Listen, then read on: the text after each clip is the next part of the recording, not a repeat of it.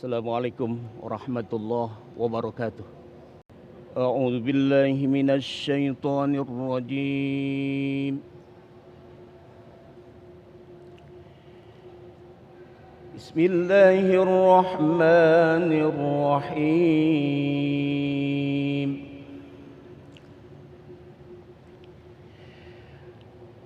Qalu subhana rabbina inna kunna zalimin.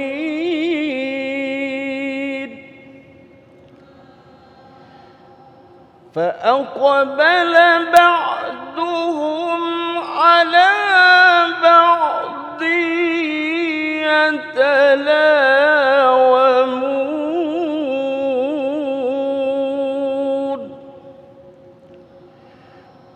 Qalu ya waylana inna kunna taghin.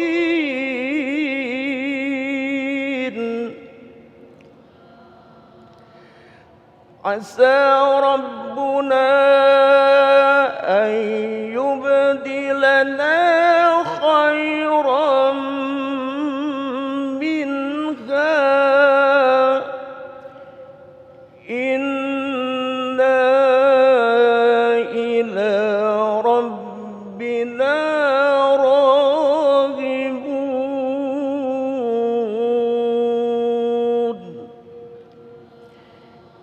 Kadzalikal azab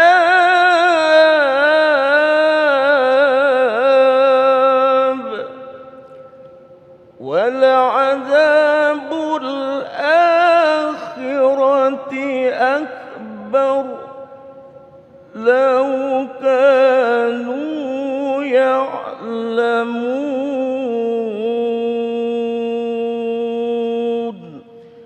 Sadaqallahul azim.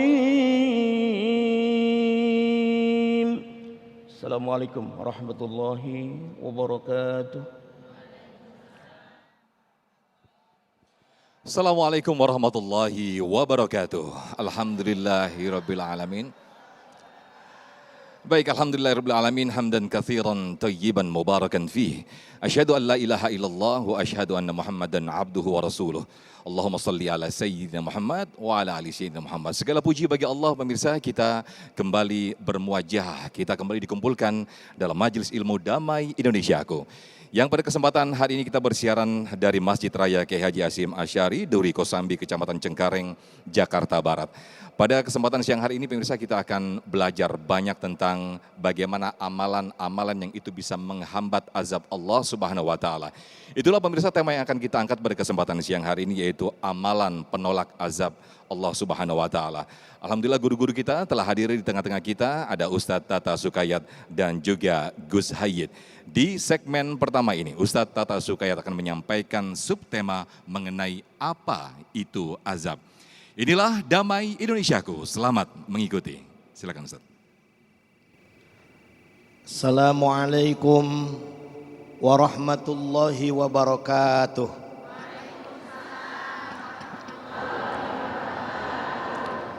Alhamdulillahilladzi ja'alal islama aqidah wa ja'ala Indonesia daulatan mustaqillah wa bi Undang-Undang Dasar 45 wa bi Pancasila asasah.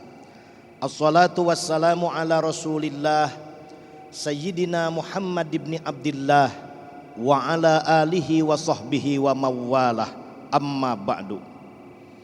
Para alim ulama, para tuan guru, para kiai, para habaib yang saya hormati dan Allah muliakan.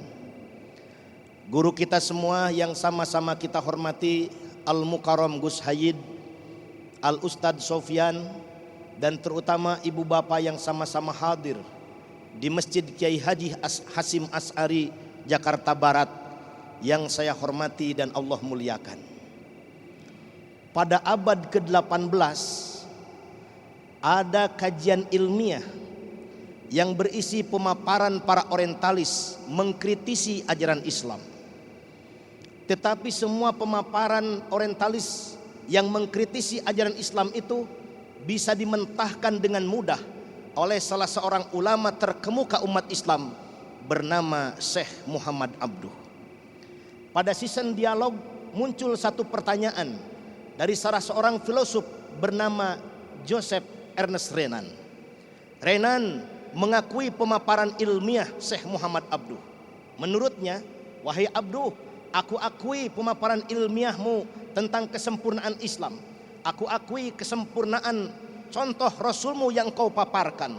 Tapi satu pertanyaanku, di mana Islam yang sempurna itu kini diamalkan? Syekh Muhammad Abduh yang cerdas itu tidak bisa memberikan jawaban, malah tertunduk malu, berlinang air mata, dan beliau keluar kata-kata yang sampai sekarang terkenang di dunia Islam. Beliau berkata, "Dhahabtu ila biladil gharbi, ra'aitul muslimin, walam aral Islam. Wa dhahabtu ila biladil arabi, ra'aitul muslimin, walam aral Islam." Aku pergi ke negara barat, aku temukan Islam di sana, tapi aku tidak menemukan orang-orang Islam. Aku pergi ke negara Arab, aku temukan Muslim di sana, tapi aku tidak temukan Islam di sana. Apakah ini hanya dunia Arab? Ternyata pada Perang Dunia Kedua, imam besar untuk kerajaan Sambas bernama Syekh Basuni Imron memperhatikan perang kedua itu, rata-rata yang dijajah itu negara dunia ketiga. Dan negara dunia ketiga itu dihuni mayoritasnya umat Islam, termasuk Indonesia. Lalu beliau berkirim surat, kenapa ini bisa terjadi? Surat itu beliau sampaikan ke Syekh Rashid Ridho. Syekh Rashid Ridho melanjutkannya ke Syekh Arsalan, dan Syekh Arsalan memberikan jawaban. Jawabannya itu menjadi sebuah buku berjudul Limadza ta'akharal muslimun wa limadza taqaddama ghairuhum. Mengapa mereka maju, umat Islam tertinggal? Kesimpulan besarnya, orang lain maju karena meninggalkan ajarannya yang salah. Umat Islam tertinggal karena meninggalkan ajarannya yang benar. Ibu bapak, dari dua cerita ini kita bisa membuat satu kesimpulan, bahwa kehebatan Islam manakala sejalan dan sejalin antara ajaran Islam dengan pengamalannya.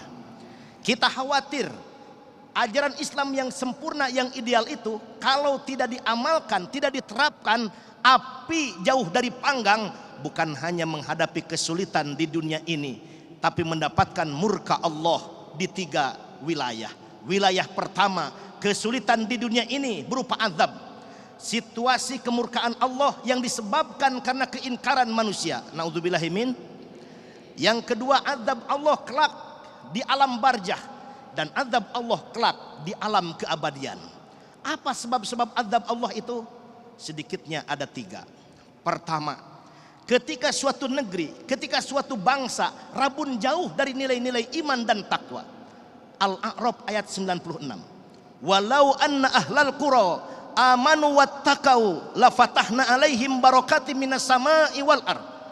Seandainya penduduk suatu negeri beriman dan bertakwa, Allah bukakan barokah dari langit dan Allah bukakan barokah dari bumi. Walakin kadzabu fa akhadnahum bima kanu yaksibun. Tetapi ketika mendustakan ayat-ayat Allah, ketika membelakangi ayat-ayat Allah, maka Allah akan hancurkan akibat perbuatannya. Bukan berkah yang datang, melainkan laknah yang tiba. Naudzubillahimin.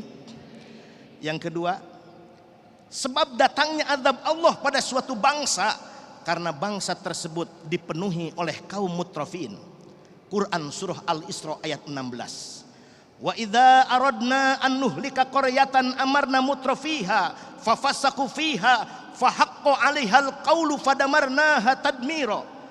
Allah menyatakan, seandainya kami bermaksud menghancurkan sehancur-hancurnya suatu bangsa, maka kami utus pada bangsa tersebut kaum mutrafin. Siapa kaum mutrafin itu? Dijelaskan oleh Dr. Muhammad Sulaiman Al-Asqari dalam Zubdatut Tafsir min Fathil Qadir. Ternyata yang disebut kaum mutrafin itu 2 golongan. Yang pertama, al-mulukul jairun, pemimpin-pemimpin zalim. Yang kedua, al-agniyaul fajirun, orang-orang kaya yang tidak berderma. Yang ketiga, Sebab azab Allah itu turun sebagaimana baginda Nabi bersabda, "Idza dhaharuz zina wa riba fi qaryah faqad ahallu li anfusihim azab Allah." Apabila perbuatan zina dan perbuatan riba telah bebas pada suatu negara, maka seolah-olah telah menghalalkan diturunkannya azab Allah. Ibu bapak, kita tidak ingin azab Allah turun di negeri tercinta ini, betul? Apa solusi yang bisa kita lakukan? Ini yang paling penting. Yang pertama, dimulai pada tingkat pribadi kita masing-masing agar terhindar dari azab Allah. Sebagaimana Allah tegaskan, innallaha la yughayyiru ma biqaumin hatta yughayyiru ma bi anfusihim. Perubahan komunal dimulai dari perubahan personal. Apa yang bisa kita lakukan? At-Tahrim ayat 6. Qu anfusakum, jaga diri kita masing-masing. Wujudnya apa? Membersihkan diri kita dari segala dosa dan kesalahan. Amin ya rabbal. Setelah membersihkan dosa kita dengan taubat, tingkatkan ibadah, muraqabatun nafs, dan ketiga, jihad melawan hawa nafsu. Ibu bapak sekalian, yang kedua, menghindarkan azab Allah dalam Al-Quran surah Al-Anfal ayat 33. Ketika kita bersama dengan Nabi, azab Allah tidak akan turun. Wahum yastaghfirun, dan ketika beristighfar, azab Allah akan terhindar. Semoga Allah menghindarkan azab dan bencana kepada kita. Semoga Allah anugerahkan bangsa kita beriman dan bertakwa sehingga bisa bertambah baik dan menjadi baldah thayyibah. Amin ya rabbal. Demikian, mudah-mudahan ada manfaatnya. Wallahul muwaffiq ila aqwamit thoriq. Wassalamualaikum warahmatullahi wabarakatuh.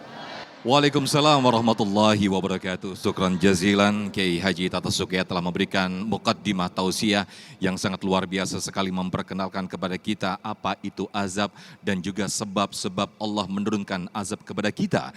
Di antaranya kita jauh dari Al-Quran dan juga termasuk orang-orang atau kaum mutrofin, atau di dalamnya adalah pemimpin-pemimpin yang zalim. Semoga kita terhindar dari hal-hal yang demikian. Lantas amalan-amalan saja yang membuat azab itu tertolak dari diri kita. Insya Allah di segmen kedua Gus Hayat akan menyampaikan kepada kita semuanya. Tetaplah di Damai Indonesiaku. Usai jeda kami akan kembali.